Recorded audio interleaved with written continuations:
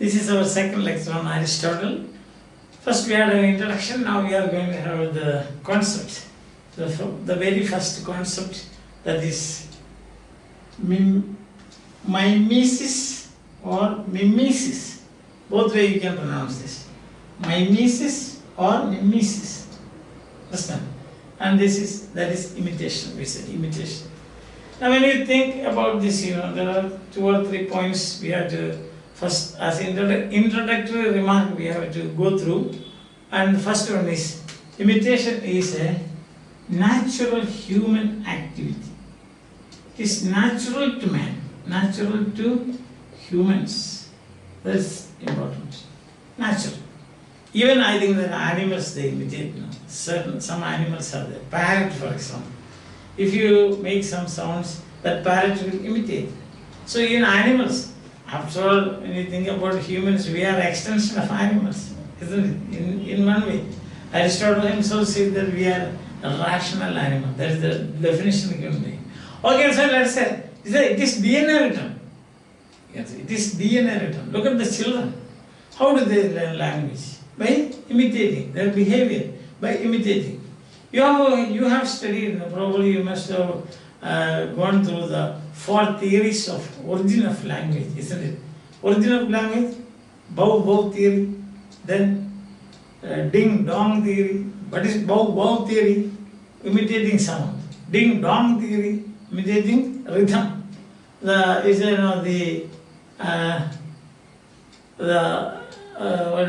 Paleolithic men, or or great grandfathers, they must have seen the trees, the branches of the trees swinging like this. So they might have moved like this. And then sound they might have produced the sound. Now these are theories. Bow theory, yes, that is some animal must have made that sound. Or another theory, that is poo theory. Poo. Somebody might have made some mistakes, and then, like our classroom comedies now, when somebody might have said poo. So when you have got the first sound, other sounds probably might have developed. Now these are conjectures. And then we have gesture theory, isn't it? That is showing gestures like this. So again, you can see all the 4 theories, their basis is imitation. That's what I said. First point is this, that it is natural to humans. Second is, role play. Imitation. Role play is natural. And if there is no role play, there will be no cathartic effect. Cathartic effect. What is catharsis after all? You are transported, to use the phrase of Longinus, sublime. You are transported. You see somebody suffering. Then you also start suffering. Empathy, and then if you have to feel that suffering of the other person, then you have to be transported, sublime, perihypsis. You have to go up to that level. Only then you start feeling it. That's a kind of role play, and cathartic effect takes place. So when you see somebody suffering, you also suffer. Now after some time, you purge yourself of the purgation takes place. Purification takes place. The same thing cures same thing.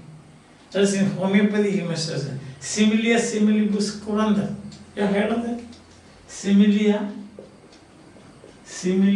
similibus curanda.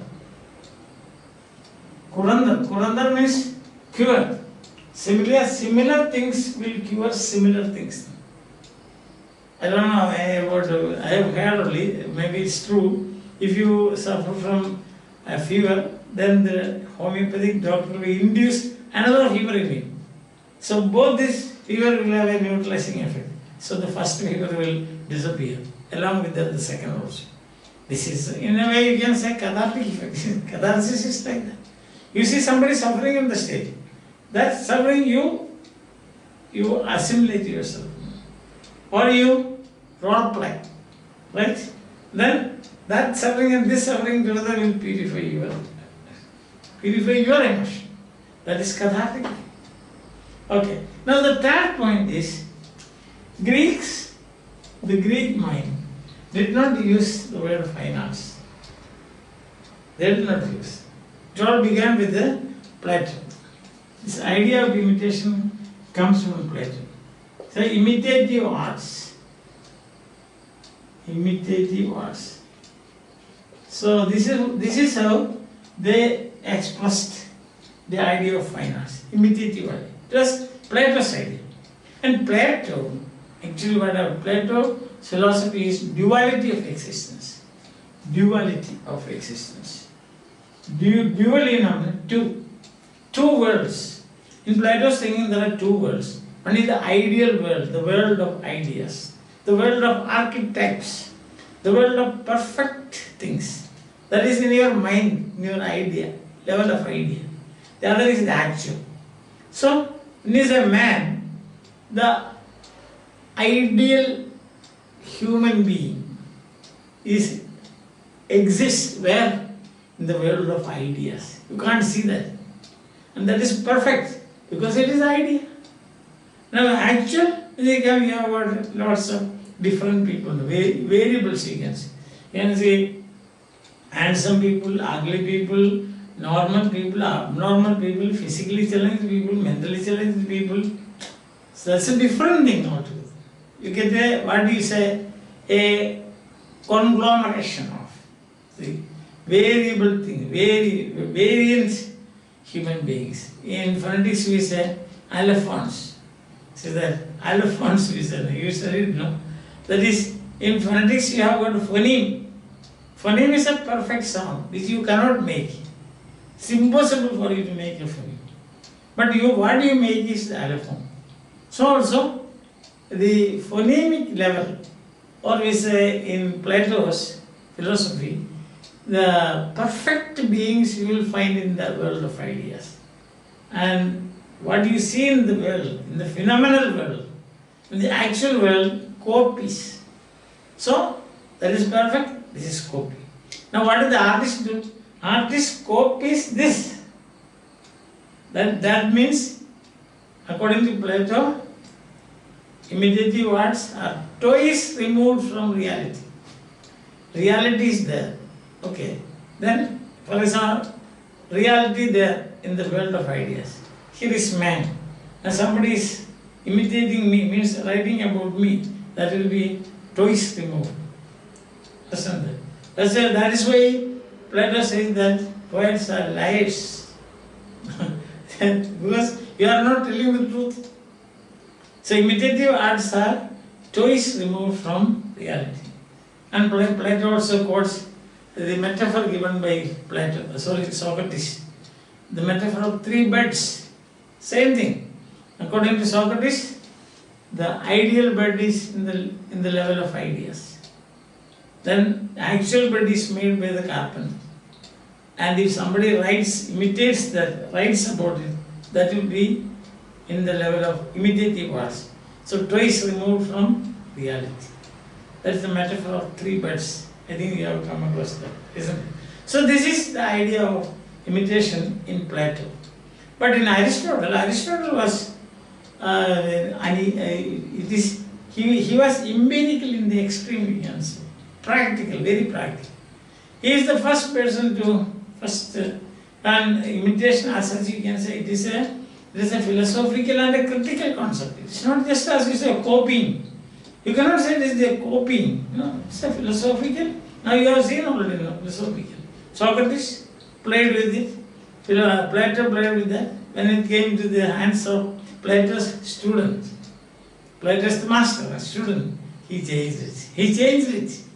That is, once I have already told you, this is the concept of we are directed by the past. But we should alter the present should alter the past. So that is what happened here. Aristotle was directed by the past, Socrates and Plato. Then what happened is he altered it, his contribution. What is it? It was empirical and he said, imitation, this is not the imitation or copying, it is not mere copying, it is not mere plagiarism. See, recently a research student told me that 25% of plagiarism is allowed in PhD thesis. I was really wonderstruck and thunderstruck when I heard like that. 25% of your thesis can be this plagiarism is allowed. Allowed this. Universities allowed. I don't know whether it is true or not. Anyhow, whatever it is, let us leave that. So that is the point. Not killing.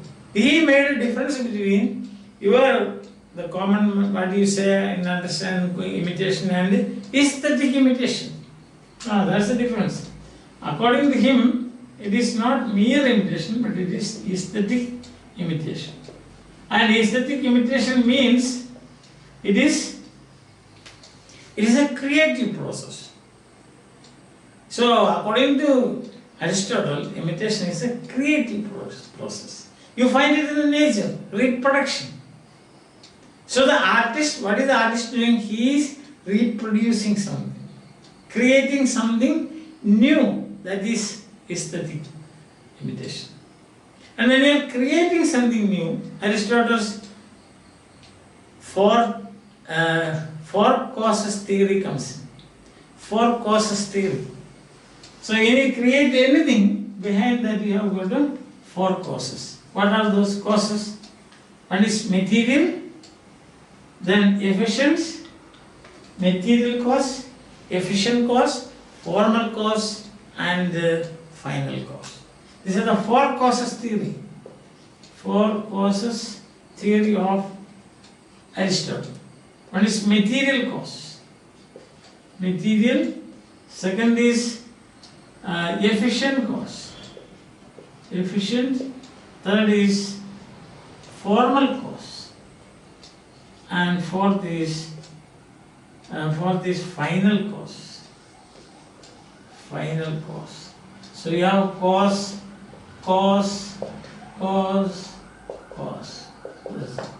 What is material cause? Aesthetic imitation is reproduction. James Joyce told us that is the process, smithy of the artist. The mind of the artist is a smithy. So there is a process going on. So that is imitation according to Aristotle.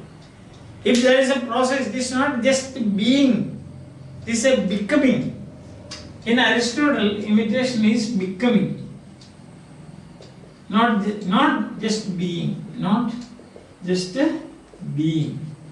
In Aristotle, it's very important, it's not being, it is becoming.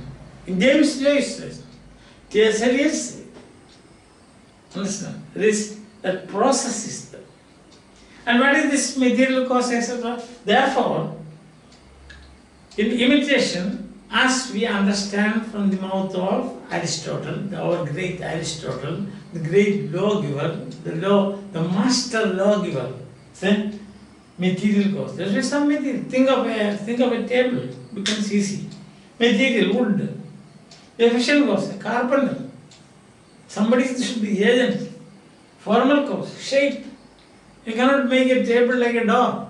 So that is shape. And final cause, what is the purpose? That's the four causes theory. So these are applicable to everything. All the created things in this world, we can apply these four causes. Famous, very famous, four causes theory of Aristotle. And in imitation also, in Aristotle we have imitation, there are four causes. For example, you take, let's say, Shakespeare's Hamlet. What is the material? The fabula. Listen, what is the efficient cause? The dramatist. What is formal cause? The sujet. Right? The narration, so to say, how you narrate it. And then the final cause, pleasure. For all arts give pleasure. Right from Aristotle. Aristotle was the first one to point out the pleasure-giving feature of fine arts. I hope you understand this. So therefore, there's a huge difference between Plato's idea of imitation and in that of Socrates and Aristotle's idea of imitation. Understand? So we have now come up to the fourth point, I think, yes, fourth point. First we said that imitation is a natural human DNA return. Second we say if you want to enjoy the cathartic response or catharsis as such, purification, you have to role play. Imitation is required. Third is that the imitation, fine arts is not a Greek word. Imitative arts. And we see the difference between Plato, Socrates and Plato in one place, and Aristotle. How, as T.S. Eliot said, past directs the present, the present is altered by the past. And then we saw that it is an aesthetic process. It is becoming, and it requires a reproductive principle, nature, creative process, and therefore it requires what? All the four causes. Understand? So it is formal, it has got all the four causes behind it. So anybody you can say, that's imitation, art is imitation. You cannot say like. Understand? And what do you imitate? Art imitates nature.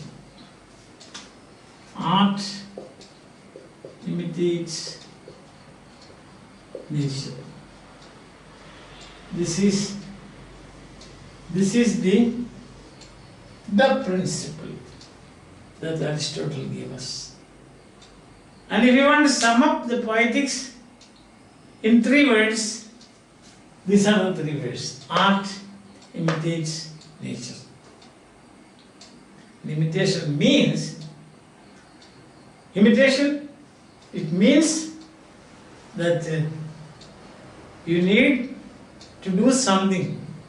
You have to select, you have to arrange, you have to use mathematical principles of symmetry and order. Then the product comes out, and that is the product of imitation. I hope that you understood that concept. Now, tomorrow we will see what do we imitate, what are the different forms of imitation and so on. Till then, till we meet again, bye. Have a nice time.